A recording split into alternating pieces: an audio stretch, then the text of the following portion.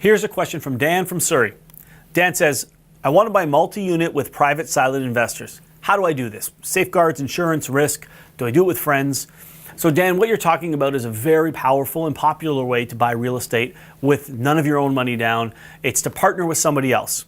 Okay, you don't have the money, but you have some other sort of value. It might be management skills. It might be able to find the property. It might be a team, or it might be all three of these things. So somebody else is going to put in the money. They're going to be a silent or passive partner, and you're going to do some sort of value add or some sort of work with the property. You're going to be the active partner. So a very popular structure. And so three things I want you to know and include in your agreement when you either get in any sort of private equity deal, whether you're on the passive or active side.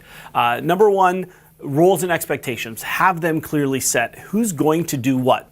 Make sure you have that conversation. I know it sounds so simple, but people actually don't do this, and they just get excited about buying a property together. But make sure you document who's supposed to be doing what and what the expectations are of the partnership. That's number one. Number two is something called cash calls. So what happens if the property needs cash? In 6 months, in 6 years, how do you guys handle cash calls? If you're not the money partner and somebody else is, do they put in 100% of the cash call? Or do you split it 50-50? So say you need a new boiler for a multi-unit building, or you need a new the roof done or something, and it's going to be $10,000 or $15,000 or $20,000. Who puts that money in? Where does that money come from? So be very clear about the cash calls for the business. And number three, and the most important in my mind, is exit strategy. What is the exit strategy, or what are your exit strategy options for this property? This could be a single family home. It could be a 5-unit building. It could be a 50-unit building. Exit strategy is so important. Make sure that you have at least one option of exit strategy expectation. So are you guys going to keep the property for 5 years and you're going to sell it after 5 years? Are you going to refinance it after 5 years and distribute the profits or the proceeds in some way and continue to cash flow it for a period of time? Do you want to flip it in 6 months? Do you want to keep it for 20 years and become business partners, longer term business partners?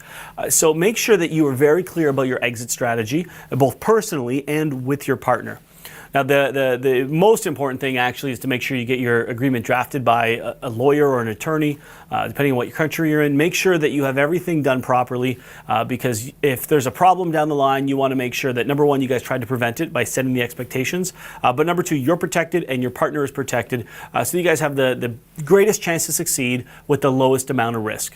Now, anyone watching and Dan, I would love to hear your comments. Just comment below this video. Would love to hear if you have any experience with this. What are some of the things that you would put in agreement, and how you would handle this situation of bringing in a silent investor or a silent partner on a property deal. See you soon.